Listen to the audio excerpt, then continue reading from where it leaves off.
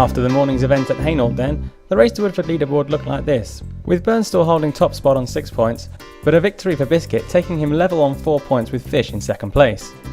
With the change in personnel over the break, Fish would be forced to watch from afar as Biscuit, Burns, Sevi and now Mike Levis for Schoolhouse battled it out for the remaining points on the day. Meanwhile, Biscuit was looking to continue his assault on the top spot. Unfortunately, the Westhouse man could only convert this fine tee shot into a double bogey, still another point on the board.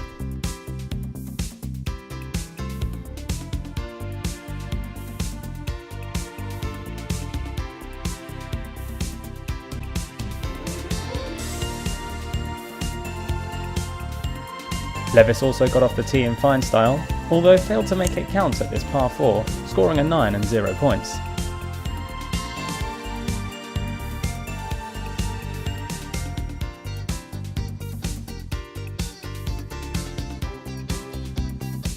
A 2-point bogey on the second, clearly getting to Levis' head on the third as he over-egged this approach into the green.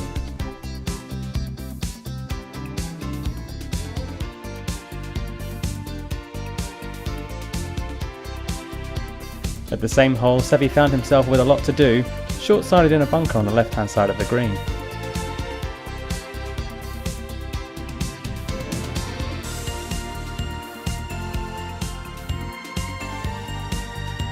Very confidently dealt with there, leaving himself just that short putt for 2 points. Biscuit continued to swing well, although this wasn't enough to clear the ditch at the first Roger Goldie hole of the day. He would come away with a double bogey, 1 Stableford point and +1 for his running RGC tally. Likewise, Sevi went about building himself a thoroughly respectable Stableford score, including a no-nonsense second shot here at the 7th.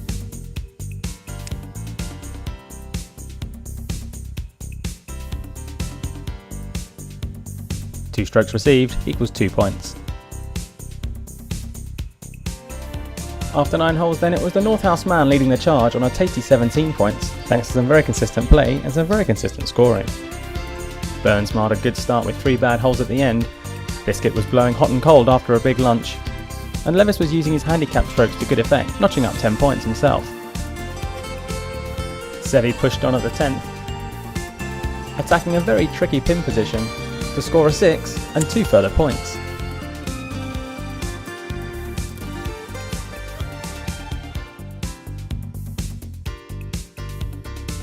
At the nearest the pin, par 3 11th, Levis was faced with a wall of sand, which he dealt with comfortably. Having bagged nearest the pin, Biscuit was looking to follow up his tee shot to make a birdie. He would settle for a consolation par. That would set the tone for Biscuit's back 9, and after cleaning up with the longest drive at the 13th, he began to tighten his stranglehold on the game. A stranglehold that was impossible to loosen as Biscuit romped home to his second victory of the day with 31 points. Sevi let down by just a couple of non-scoring holes in the middle, and he'll feel slightly aggrieved not to have done better with a score of 28 points, which would have been enough to win several OBA Tour events already this season. Levis fought his way into third place, thanks to no fewer than 4 net birdies on the back 9. And despite a 4-point birdie at the 18th, Burns was powerless to stop Biscuit joining him at the top of the Race to Woodford leaderboard. Confirmation there then of Sevi's point for the runner-up position. The other important scores on the day then like this, Biscuit completing a clean sweep with nearest the pin and longest drive. The only real consolation for Burns in the afternoon was a decent Roger Goldie showing. If we look at the bigger picture then, this is how those scores translate.